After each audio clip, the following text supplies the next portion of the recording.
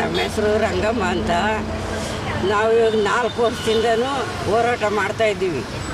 ಯಂಗ್ಸಮಣ್ಣ ಅನ್ನೋರು ನಾವು ನಿಮಗೆ ನ್ಯಾಯ ಕೊಡಿಸ್ತೀವಿ ಅಂತ ಅಂದ್ಬಿಟ್ಟು ಬಂದರು. ನ್ಯಾಯ ಕೊಡಿಸೂ ಇಲ್ಲ, ಏನೂ ಇಲ್ಲ. ಸುಮ್ಮನೆ ನಮ್ಮ ಜೊತೆಯಲ್ಲಿ ಬಂದು ಅಲ್ಲಿಂದ ದೇವಸ್ಥಾನದಿಂದ ಇಲ್ಲಿ ತಕ ಮೆರವಣಿಗೆ ಬಂದರು. ಗೇಟ್ನಲ್ಲಿ ಕೂತಿದ್ದು ನ್ಯಾಯ 2 ಸತಿ ಬಂದು ನ್ಯಾಯನೂ ಕೊಡಿಸ್ಲಿಲ್ಲ, ಏನೂ ಕೊಡಿಸಿಲ್ಲ. ಇವಾಗ ನಮ್ಮ ವಿರುದ್ಧನೇ ಅವರಿಂದನೇ ನಾವು ಈ ಗತಿಗೆ ಬಂದಿದ್ದೀವಿ ಸ್ವಾಮಿ. ಅವರಿಂದ ನಾವು ಈ ಗತಿಗೆ ಬಂದಿದ್ದೀವಿ. ನಾವು ಒಂದು ಮನೆ ರಿಜಿಸ್ಟ್ರ್ ಮಾಡ್ಬೇಕಾದ್ರೂ ನಮ್ಮ ಹತ್ರ ಕಾಸಿಲ್ಲ, ಹೂವು ಮಾಡ್ಕೊಂಡು ಜೀವನ ಮಾಡ್ತಾಯಿದ್ದೀವಿ.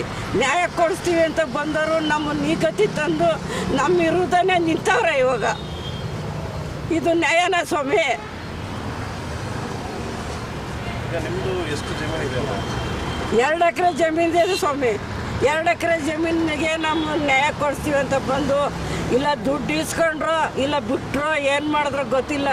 ಅವರು ನಮ್ಮನ್ನ ಈ ಗತಿಗೆ ತಂದುಬಿಟ್ಟು ನಾವೇನೋ ಇವ್ರನ್ನ ಹಿಡ್ಕೊಂಡು ನ್ಯಾಯ ಕೊಡಿಸಿ ಸ್ವಾಮಿ, ನಮಗೆ 2 ಎಕರೆ ಜಮೀನು, ನಮ್ಗೆ ಅದು ಬಿಟ್ಟರೆ ಬೇರೆ ಇಲ್ಲ ಅಂತ ಅಂದ್ಬಿಟ್ಟು ಒಳಗಡೆ ಮಾತಾಡ್ಸೋದಕ್ಕೆ ಇವ್ರನ್ನ ಹಿಡ್ಕೊಂಡು ಮಾಡ್ತಾ ಇರ್ತಾರೆ. ನಮ್ಮ ವಿರೋಧನೇ ಬಂದವ್ರೆ ಸ್ವಾಮಿ. ಇದು ನ್ಯಾಯನ, ಧರ್ಮನ?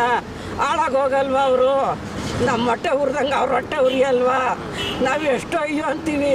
ಬಡವರು ನಾವು, ದಿರ್ಬಡವರು, ಬೇರೆ ಏನೂ ಗೊತ್ತಿಲ್ಲ ನಮಗೆ. ನ್ಯಾಯ ಕೊಡಿಸ್ತೀವಿ ಅಂತ ಬಂದು ಈ ಥರ ಮಾಡಿ ಇವಾಗ ನಮ್ಮ ವಿರೋಧನೇ ಬಂದರೆ ನಾವೇನು ಮಾಡ್ಬೇಕು ಹೇಳಿ? ಅಲ್ಲಮ್ಮ, ನಿಮ್ಗೆ ನ್ಯಾಯ ಕೊಡಿಸ್ತೀನಿ ಅಂತ ಬಂದ್ರಲ್ಲ, ಯಾವತ್ತಾದ್ರೂ ನಿಮ್ಮ ಹತ್ರ ಮಾತಾಡ್ಸಿದಾರೆ ಅವ್ರ ಹತ್ರ? ಇಲ್ಲ, ನಾವು ಮಾತಾಡಿಲ್ಲ. ಅವ್ರು ಹೋದ್ರು ನಿಮ್ಮನ್ನು ಬಿಟ್ಬಿಟ್ಟು ಅವ್ರು ಹೋದ್ರು ಮಾತಾಡೋದಕ್ಕೆ? ನಮ್ಮನ್ನು ಬಿಟ್ಟರು ಅಲ್ಲಿ ಕೂತಿದ್ದು. ಅಲ್ಲಿ ಅವ್ರು ಬಂದರು ಕಾರ್ನಾಗೆ ದುಡ್ಡು ಇಸ್ಕೊಂಡ್ರು ಹೋದ್ರೋ ಗೊತ್ತಿಲ್ಲ ನಮಗೆ.